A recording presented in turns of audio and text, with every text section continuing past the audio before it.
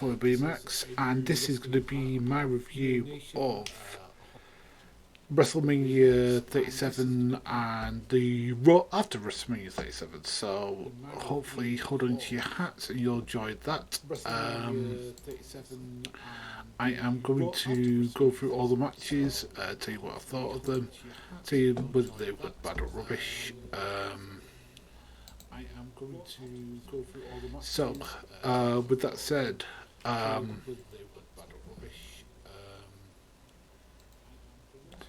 am going to go through it. So, first of all,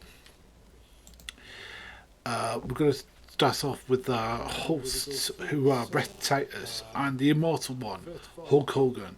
Now, it's in Tampa, Florida, so, and Hulk Hogan lives in Tampa, Florida, but not only that, he is booed out of the building, you know, like, I don't know, I mean, I don't know in what other context that can occur, you know, we have one of the greatest people to be, even if you want to say, oh, it's a funny spot, but it's, you know, it'd be like if, let's say, I don't know, Michael Jordan was booed at a basketball game. It'd be like if, you know, Babe Ruth was booed at a baseball game. You know, it's terrible. Anyway, let's go to the review itself, because, God blimey, we have a lot to get through soon. Now, yes, I watched all of these, so I watched it so you don't have to, so please enjoy. So, first match is for the WWE Championship. Now, this is my first problem. The WWE Championship should not be the first match on. That usually was back in the day that the World Heavyweight Championship should be there. I think the Universal Championship should be the first match on, or shouldn't really be that much. Anyway, let's do it. So we have Drew McIntyre and we have the almighty Bobby Lashley. Well, let's talk about the entrances. So both of them have got really, really awesome. Has got really, really awesome entrances. You know, like Bobby Lashley has this like whole thing to do, and considering the whole thing's been raining, and basically I had skipped all the rain shit to get it to here. So Bobby Lashley has this like really, really cool, like, you know, lightning, you know, start, you know, he has lightning, and then he has this cool montage of him doing stuff like with this sort of like yellow filter. I don't know if that's the best look you want to go for, Bobby, but it's really good. You know, Bobby Lashley has always been one of my favourites, you know. But this is my own problem again, and it's nothing to do with Drew. It's to do with the fact that, you know, WrestleMania, the dream match, the matches of matches, should be one match, and that should be Brock Lesnar versus Bobby Lashley. Anyway, so anyway, he has that, and then Drew McIntyre has this awesome flaming, like, you know, sword, and he's wearing this kilt, you know, and he's got this awesome entrance where he puts it in, and, like, you know, the fireworks are great, so fireworks on point for both matches, and this match was really, really good. You know, it's a test of power. You know, there's a lot of strategy to this. You know, the fans were really engaged, which is always what you want for starting match mode. This was incredible. If the rest of the night was like this would have been, you know, sincerely, I think one of the best WrestleManias of all time. But, you know, it goes a bit downhill after this, but, you know, sincerely great start. You know, we have a lot of power moves, you know, they to tie up, you know, they do a lot of like pushing off and stuff like that. You know, does a lot of suplexes from Drew, he does a lot of like belly to back suplexes, you know, he does a lot of like your arm drags to Bobby Lashley. There's a lot of like your suplexes and power moves from Bobby Lashley. You know, he keeps on throwing the strategy from Drew McIntyre. He's like hitting, you know, Bobby Lashley's arms and his back. That seems to be just what's weak, and, you know, Bobby Lashley's, you know, power offense, which, you know, any smart person would do. Anyway, so they're going back and forth, and nobody's really able to hit their finish. You know, they keep on like, you know, stuck. You know, like Drew McIntyre keeps on going for the Claymore, can't really hit it. Bobby Lashley keeps on going for the Hurt Lock and just can't seem to get it grasped in. But anyway, Drew McIntyre hits this really awesome, his future shot DDT, and he actually used it 3 times, and he hits it 3 times, and even after that he can't get a finish. So really really great stuff. As I said, then what happens is Drew can't seem to hit the claymore, but he gets just basically worn down by the power of Lashley, and he finally gets a hold of the hurt lock, and then he goes up to there to sort of he comes around to try and pin him, and then but Lashley rolls through, grabs the lock, and Drew McIntyre unfortunately loses by submission. Great match, great opening. This is the sort of thing you should be doing in WWE. Anyway, next match is a bit of a step down. And with bit, I mean a lot. Now it's the tag team turmoil match. Now this is basically a tag team elimination match, and so our first people to start off. So basically, whoever get eliminated, and it's 4 teams. Whoever gets eliminated, it wins at the end, gets to face the champions the next night. So our first 2 teams are Lana and Naomi, and Billie Kay and Carmella. Now I've got a couple of things to get. First of all, Naomi is wearing these lighting up that seem to vibrate colours all the time. Now again, when you're doing a wrestling match, now that's pretty good like a disco rink or something like that, but not in a professional wrestling match where it's like really close, vibrating at you. Anyway, and then we have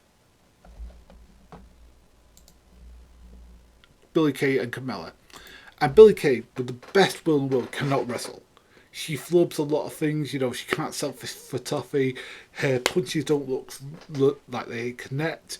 There's a lot of sloppiness in this match, and I'm sorry, I tuned out a lot of this. It was pretty bad. But the match was over pretty quickly. Lana and Naomi got beaten by when Billie Kay got the pin. And then the next one is Billie Kay and Carmella versus the Riot Squad, who is Liv Morgan and Ruby Riott. So those two have a match, and it's pretty quick. Now the Riot Squad seem to have gone for Maggie Roby's look from the Suicide Squad, whereas Harley Quinn, the same sort of tops, the same sort of things. But I think that's what they've been doing for a while. Anyway, a lot of kicks, a lot of finishes, a lot of stuff like that. They finish it off when they do what must be their tag team finish, where Liv Morgan puts them across there, and Ruby Riott comes off with the swanton onto it. 1, 2, 3. There goes Billie Kay and Carmella. Bye, Billie Kay. Please get some wrestling lessons. You need it. And then we have Dana Brooke and Mandy Rose. Now, Dana Brooke and Mandy Rose, I'm not going to use the word stripper gear, but they are wearing what I'll only describe as 80s jazzercise flaming gear, because it's like these pink flaming sequin flaming tight things that look like they should have been in the gym in 1985 or something. They look like they should be like auditioning for Perfect. So they get off. They're wrestling against the Riot Squad. The Riot Squad, back and forth. It's not really that interesting, but the Riot Squad win. Pretty decent stuff. Well, I say the word decent, not decent at all. And then the final match is Natalya and Tamina. Now, I don't know. I'm not casting aspersions, but Natalya looks like she's had some work done in the upper region, shall we say that. She looks like her boobs have been augmented. Not casting aspersions at all, but that's what she looks like now. And Tamina's always been a bit rough. So those two, seem to outpower the Riot Squad. Get the powers over, and then they hit the heart attack, and then Natalya's going to go for the sharpshooter. She says, "Nah." Tags in Tamina. Tamina goes up top, does a superfly slash. 1, 2, 3. Natalya and Tamina are going to face Ray Ripley, Shayna Baszler, and Nia Jax tomorrow, so I thank you. Alright. Then the next match was a lot better, which is Cesaro versus Seth Rollins. Now, again, anybody who's an ROH fan back in the day would enjoy this. Really good stuff. There's a lot of dastardly moves from Seth Rollins. It does a lot of kicks, a lot of punches, a lot of punk moves. The only thing that's problem with Seth Rollins is that when he was doing his entrance, and he had these little fire poles that would light up whenever he would go past. Pretty bad stuff, to be honest with you. Some of them didn't light.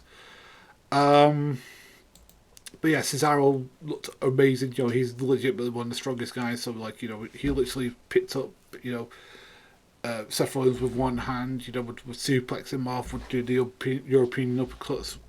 There's one great sequence where they're going round, and then he reverses it into the neutralizer and pins him, couldn't get the one, and then Seth Rollins is acting like a complete prick, which I think he's supposed to be.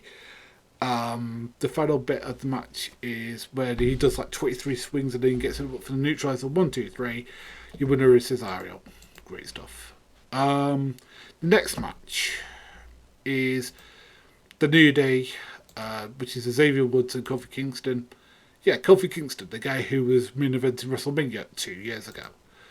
And AJ Styles and Omos. Now, Omos is a big guy. He's about 7'3".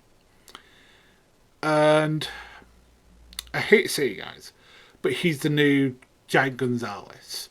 He's the new Great Khali. The guy looks like he has only a couple of power moves over, and I get it, he could probably be completely wrong, but again, you can say, he's only limited, but again, you can tell the way guys deliver it that he's maybe not as versed in the ring as maybe as he should be, but everything hurts him to do. He just the fact that he just looks like that they hired him. I mean, it's great strategy because New Day basically cut off the ring and beat up AJ because he's the smaller guy. Beat him up, and continue to taunt the big Omos. Sorry. See, I knew that was going to happen at least once. They tagged in, then finally Omos gets tagged in. He does a lot of power moves, which are a lot of headbutts, a lot of power moves, power slams. Would basically hit him with his punch. To go down. Literally they would hit him with everything, but the kitchen sink he really wouldn't go down. And then Omos and AJ Styles win them, and I know your new Raw Tag Team Champions. Then the next match, which is Braun Strowman versus Shane McMahon. Sorry. So, Shane McMahon gets in the ring doing his little dancing move that he does. Now, the thing is with Shane McMahon, he's 51. And he shouldn't be doing what he's doing at the moment. And that's nothing against people who are in their 50s who are wrestling, but he was never a wrestler. He's always been a corporate guy. He was always put in as the icon to the case, to be honest with you, because he'll do crazy stuff. Anyway, Braun Strowman comes down with his little boring, entrance he has. He comes down and Elias and Jason Walker is a guy that I don't really know, to be honest with you. So Jackson Ryder, sorry. The fact that I can't remember the guy's name shows you everything. They hit Braun Strowman with chairs on the legs, so and then Shane McMahon gets a chair and is equally beating him on the leg, and then he gets part of the celeb starts beating him on the leg with that, but Braun Strowman is still powerful and still throws him off. So yeah.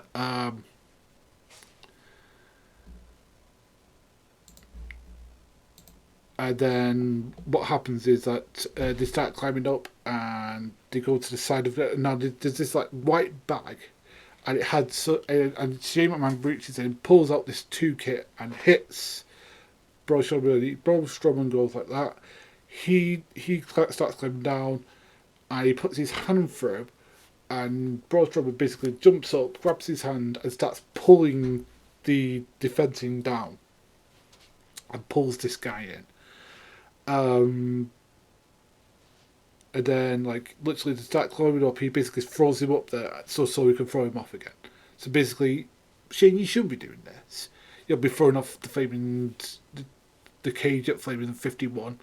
Anyway, then he goes over the top, hits him with the flaming running power slam. 1, 2, 3. You win this. Braun Strowman. I mean, I think that's a bit. You could have just pinned him after the fame, thrown him off the cage. The next match, and frankly, people have lost their minds with this shit. Anyway, celebrity match. We have the Miz and John Morrison, who are coming out doing this horrible rap, which I can only suggest is a Mickey take of this guy Bad Bunny's favorite musical genre. If it is, I want nothing to do with Bad Bunny and his musical stylings. Anyway, he is bad. Alright, they're bad anyway. They come to the ring after that. Maurice isn't with them. And then Damien Priest comes up and he's got a pretty decent, like, he's got fires. The only thing I would say is that he's got this awful, like, ring coming to ring gear. It's like this, like, reminds me a lot of what HBK used to be like this red, like, had holes in. These are even worse. These are like male stripper flaming, so metallic flaming beads on this little like hole. I mean, like, why does it wear nothing? Just come to string shirtless. I mean, are you like a male stripper and on the side you couldn't find any ring gear? If you are, fair enough. But I mean, this guy's really in shape and he shouldn't really be wearing stuff like this. Anyway, then we have Bad Bunny's entrance. A Bad Bunny's entrance is him literally being on this sort of like T shape on top of a 18-wheelers, like, so he's literally like on it, like, look, he's like that, but as it drives in and he gets off, and he comes in, he must have been playing to whatever music he comes into. I presume that it's his own artist. Anyway, people have lost their bloody minds because people are telling me this is the greatest, celebrity match of all time. No, not even close. The greatest celebrity match of all time is the one with Lawrence Taylor and Big Bad Bigelow, and this ain't close to that, my sunshine. Either you've never seen that match, or you're stupid. There is two, because, alright, do you know what Lawrence Taylor was? He's an all-time great player. He's a great athlete. He was literally MVP. He was literally defensive player 3 different times. He won the Super Bowl twice. This Bad Bunny is not in the same league as that. And I don't care, you can say to me, oh, well, Lawrence Taylor's on coke. Yes, so what? He was still a better athlete than playing Bad Bunny and his little jumping up and down flaming rabbit ass. Rubbish, absolute garbage, and I think the entire wrestling has either like, lost its collective mind or has been so saturated with having flaming, Snooki and flaming all these other idiots been associated with the product that they can't even be bothered to look up a match which was less than 30 years old. And anyway, Damien Priest starts off, but then he tags in Bad Bunny. Bad Bunny starts off and he starts punching the Miz. And he's like, I literally try to put over that this Bad Bunny, because Booker T's in it, and he's like saying, oh, he can fight. But because he grew up in the streets. Well, I grew up in the streets, and I'm not on Wrestlemania, am I? So is it just that you have to be quasi-famous to end up on the show? Well, yes, because for another person, and trust me, Bad Bunny is not as bad as another person I'm about to go on a flaming rant about. Anyway, Bad Bunny is just like having these matches and he's doing punches and he's doing flippy crap and all this sort of stuff. He does hurricanranas and stuff like that, and he takes in Damien Priest and he's an actual proper wrestler who does actual moves. He's doing like, suplexes, choke slams, all this sort of stuff. Does flips. He does flips. He comes off the flip rope, does a flip, and everyone's losing their mind, because apparently it just takes flips to be a professional wrestler these days, not actual moves, which is what Lawrence Taylor did. Anyway, the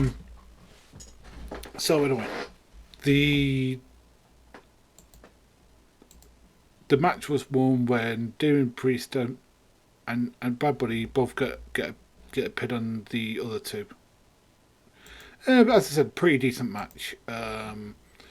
Then we had Bianca Belair v Sasha Banks, and this was incredibly good. We have the raw power of Bianca Belair, who for a not very big woman, is pretty, powerful. And then we have the boss herself, Sasha Banks, who, is this like sassy heel, but and I've got to say, my word, has Sasha Banks got fine. I don't know if it's age or whatever it is, but she looks cool as hell. Both of them look incredible in this. The back and forth. With the Sasha using Bianca's like long hair that she has as a help for the bank statement. There's a bit where Bianca starts powering through and stuff like that, and then she gets the kiss of death. 1, 2, 3, and your champion, your SmackDown Women's Champion is Bianca Belair. End of night 1. Beginning of night 2. And I can't believe this shit. Sorry. Is Randy Orton vs The Fiend Bray Wyatt with Alexa Bliss. Now, it started off really well because Randy Orton came to the ring and he's wearing all white. He looks great. He's really in shape. He looks great. And then, there's a video of Bray Wyatt literally going through a tunnel, and we see him being burnt, and then there's this little thing where he goes through it, and you can see him being regenerated into looking like the normal Fiend. And then the tunnel goes off, and then the lights come back on, and it's Alexa Bliss. Well, Alexa Bliss comes down to Jack in the Box and starts doing the little wind up thing, and he starts going da da da da da da da. Pop goes Weasel and stuff like that, and then it pops open, and then she's doing it, and then the music of the Fiend, and the Fiend rises from this thing, and then he flies off and starts hitting Randy Orton, power moves, you can argue suplexes, he starts hitting them with punches, starts hitting them with kicks. Randy Orton's a shot to this, and then what happens is, for reasons unbeknownst to me, I don't know who's writing this, but Alexa Bliss starts getting this black goop overhead. It reminded me a lot of the Ultimate Warrior when he was fighting Papa Shango back in the day. This black goop starts going down, and she's looking at it, and Bray Wyatt's just looking at it, and he turns around. Okay, 1, 2, 3, just a good one, and then he stands up, and they look at each other, and then let's go down. Let's come back up in. They're missing a entire stadium starts to boom. Then it's the championship match. The women's championship match. Tag team championship match. Now, this was terrible. I skipped a lot of this because, frankly, I can only take so much people. I'm sorry. I get one break of this. This was it. I went for a pee. I got myself a drink. I did some dishes. I did everything it was, and still they were not finished by the time I got back. That's how long this match was. It was terrible. And Shayna Baszler and Nia Jax won. I don't know how they just won. I don't. George, I stopped caring. I do not care about any of these tag teams. I do not care. And by the way, this has nothing to do with you, but it's because they've not been together to establish them as a team. They don't have a team. The Right Squad is the only one that has any sort of identity. They wear similar things. They make sense as a tag team. They work well. They actually look like a tag team. These guys don't look like anything. And whereas and Nia Jax is a whole on to herself. Memes not included. Anyway, next match: Kevin Owens versus Sami Zayn. Now, center Logan Paul. Who the fuck is Logan Paul, and why is he on my television? I don't give a fuck about Logan Paul. Nobody gives a fuck about Logan Paul. He's a waste of space. He's a skinny little dweeby little fuck who literally, I think it was him or his brother who filmed A Body in Flame in Japan. They're both scumbags. They've been ruining boxing for the rest of them. And hopefully he gets his ass kicked by Ben Askren. But he decides to go into professional wrestling now. This guy who's soaking wet can't be more than 160 pounds. This really little twat of a flaming fella who literally couldn't even. I mean, I could beat him up. And by the way, Logan, I'll pass my phone number. You know where to find me. I'll punch your fucking lights out. Sorry. I hate that fucking guy. He knows the fuck out of me. Anyway.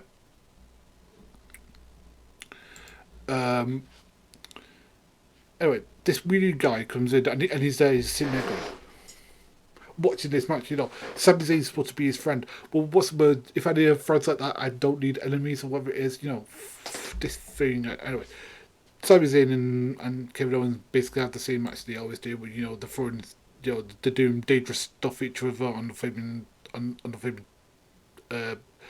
the edge of the apron and stuff like that, If you know anything about wrestling rings, that is legitimate the most dangerous part when they're doing suplexing each other. The repeat of the spot from 4 years ago when he hits a Helluva kick and then holds up. Kevin Owens pumps him back, goes up to do it again. Kevin Owens moves. Stone Cold Stunner again. 1, 2, 3. Kevin Owens wins. Why is he doing the Stone Cold Stunner? I don't want him to do the Stone Cold Stunner. Why don't do the package pile driver? And you can't say, pile drivers are mistaken.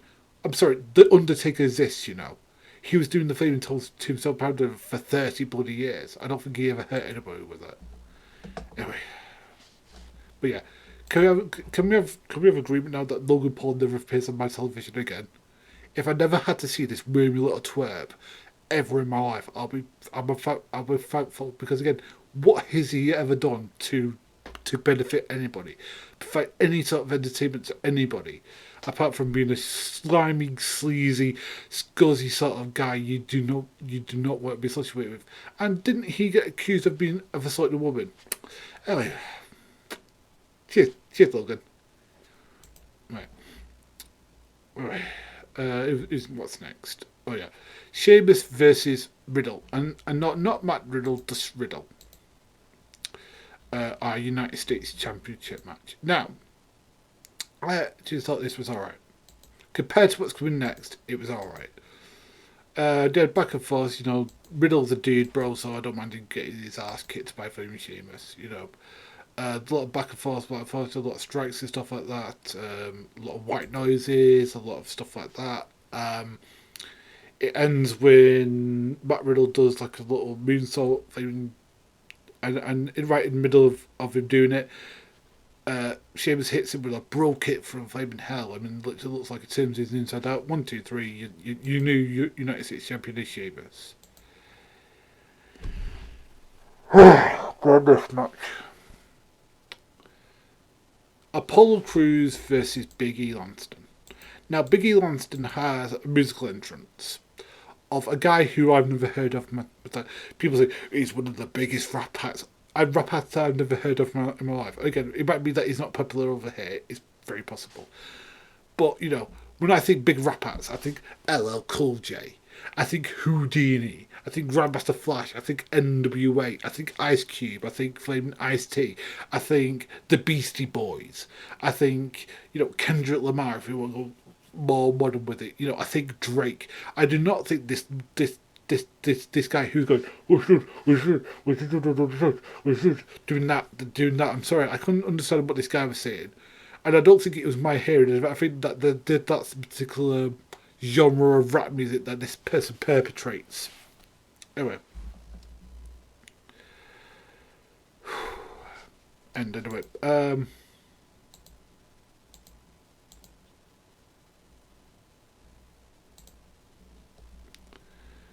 Alright. Anyway, so they start this Nigerian drum fight with drums outside, so I thought, alright, they're going to use the drums in some sort of creative way. Cool. But then I saw something else. Something that I'm sure, whenever you think of Nigeria, you think of candlesticks. Yes, you heard me right. Candlesticks. Because I'm sure when I think of Nigeria, I think of candlesticks. It's not like I think of another country, I don't know, Japan. When I heard of flame candlesticks, little candlesticks. Why not get an actual, I don't know, a weapon that's using a Nigerian, like a Nigerian stick? Why not use that? Instead of getting a candlestick, which is from Japan, get something from flaming say, oh, this is a traditional Nigerian weapon. Why not do that? You tell me you can't work a flaming stick that you use in Nigeria, or find a way to work it. You can't have them work this for like at least a month or 2 months, like on house shows or something. But no, it's candlesticks. Do the drums come into place? No.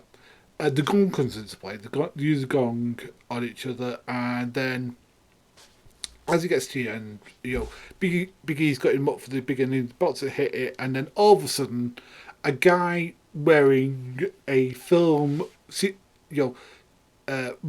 old communist Russian uniform. I'm sure someone's going to say, "Oh, it's from Africa." I don't give a shit where it's from. It literally looks like one of those fake out one. Whatever wants to say. This guy's a person in charge. They're wearing these like little shitty, fake uniforms. This big guy comes in.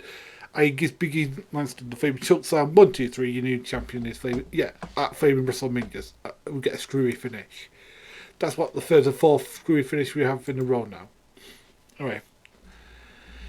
Then the next match is actually a really good one. It's Rhea Ripley versus Asuka. Now, Rhea Ripley's entrance is amazing. She has this, she has. I'm not into this particular part of rock music. I mean, I like rock music in general, but I'm not into this, sort of like scream metal thing that she has. But I mean, it's actually alright.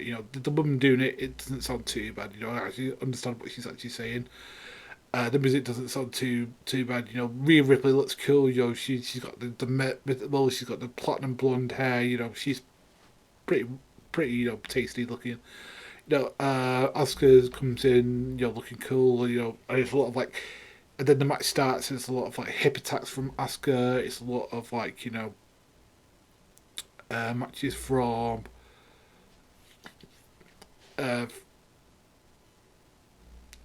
It's a lot of power moves from Ripley, back and forth, back and forth, back and forth. Then Asuka hits the Asuka lock.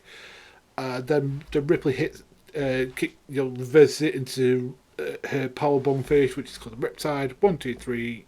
Your new women's champion is Ripley. Then the final match, and it's Roman Reigns versus Edge versus Daniel Bryan. All great entrances. Roman Reigns' entrance was like a hologram. It must be holographic. I don't think it's a model of himself as he walks through it. Really good stuff. And people booed him because he now should do instead of the fact he's been pretty shoved down on their throats. I like the fact that they're really leaning into this. He there's a real back and forth for all three men. All three men are at top. And then all of a sudden they get a concerto, which is two chairs on top of each other, and Edge hits him, and then Roman Reigns hits him with a spear, gets both of them to concerto, pins both of them for the 1, 2, 3, and your champion still is Roman Reigns. That was WrestleMania 37. How was it? Overall, poor.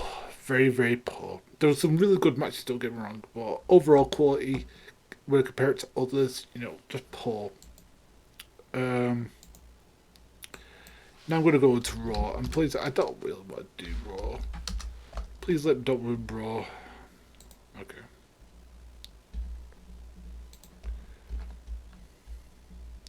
So,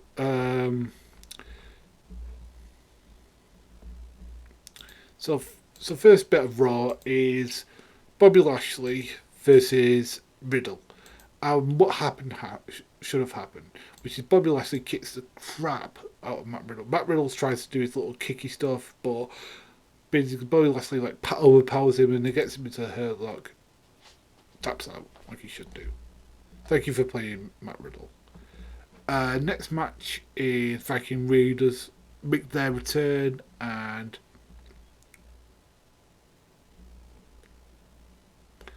the boy back and forth with Shelton Benjamin and Cedric Alexander. They get their finish. 1, 2, 3. Viking Raiders win. Next match, then all of a sudden Charlotte Flair is in the middle ring cutting a promo, but she still tries to sound like a dad. What I think. The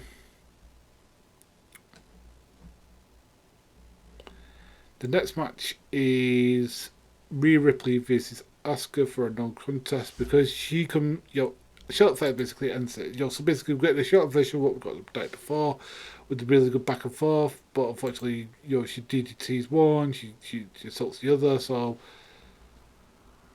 yeah, then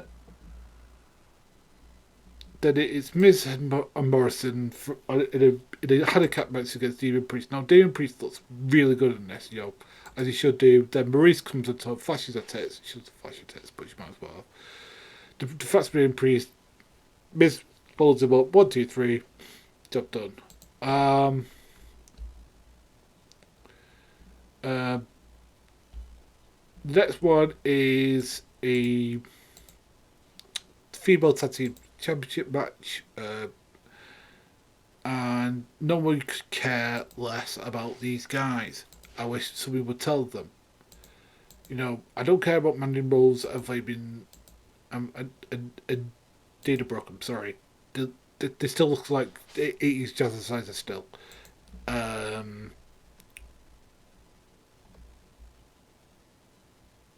So yes, so they were counted out. Yay for Raw. Then the New Day defeated Elias and Jackson Riker. Couldn't care less. I was literally trying to not stay away during this, guys. I'm not in favor of it. Anyway, triple threat. We've got Drew McIntyre versus Randy Orton versus Braun Strowman. Really good back and forth, back and forth, back and forth. A lot of moves. RKO to Strowman. But then McIntyre hits the Claymore on Randy. 1, 2, 3 and then, as it's to piss me off, this is Hamlet.